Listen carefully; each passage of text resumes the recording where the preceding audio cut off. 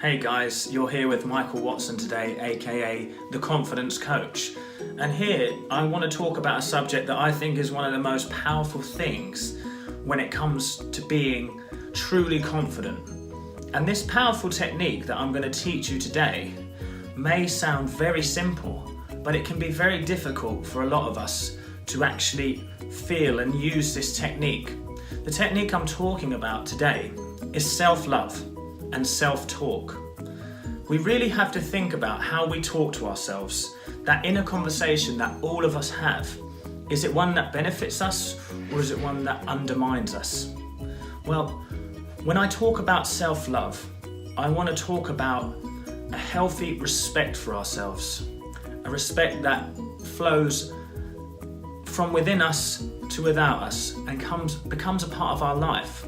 Now, I'm not talking about self-love from the idea of being arrogant. Being arrogant isn't self-love. Arrogance is only fear disguised as self-love. So today we're going to learn how to truly respect and love ourselves in a wonderful, beautiful way. Now, how do we love and respect ourselves? Well, we have to change our inner conversation. Let me put it this way. When you make a mistake in your day or when you're walking along the street, how do you talk to yourself?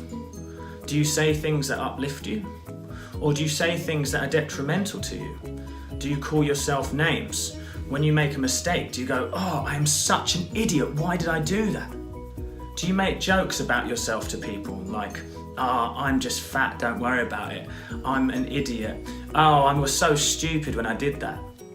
These things may seem jovial, and I don't want to change you in the sense of having a laugh, but when we say these things too often to ourselves, they become our learned habitual habits in our brain.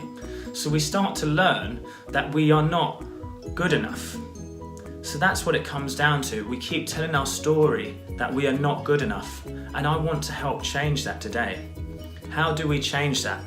Well, think about your subconscious mind like a child learning to walk, okay? So if you had a little toddler, a little baby learning to walk, but it took a few steps and it fell, how would you speak to the baby?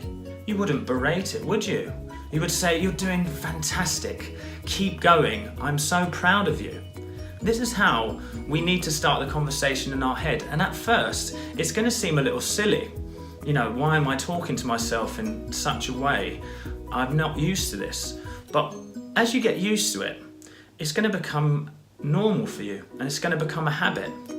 Now, some people, when it comes to self-love and self-talk, are going to find it very difficult.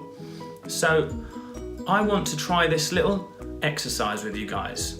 I want you to go up to the nearest mirror. I want you to look yourself dead in the eyes, and I want you to say to yourself, I want you to use your name. Let's say, for example, I was doing it. I want you to say, "Michael, I truly love and respect you. You are wonderful. You are good enough. I am so proud of you. You can do this." Things like that are very empowering. And when you look into your eyes, you sort of open up the window to the soul. Or I like to say soul because that resonates with me. But let's say you're helping to break the wiring of your subconscious mind that you've learned over time. You know, think of a time when you were younger when an adult looked you deep in the eyes and said something to you. It could have been something that uplifted you. So say, for example, when I was wanting to be an actor, when adults would say to me, "God, you were brilliant in that performance," I would light up, you know? But if someone said something detrimental to you and they looked you dead in the eyes when they said it, it would really affect you. So now we're going to start looking at ourselves in the eyes, in the mirror. I like to try and do this sometimes first thing in the morning when you're brushing your teeth, and just say, "Your name, you are great.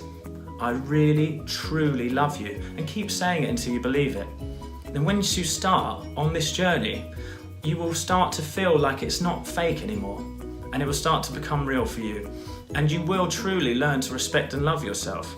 And when you come from that level of respect and love for yourself, you will find that all areas of your life seem to change for the better. Now, next time we're going to talk about some different techniques and different ways to feel confident.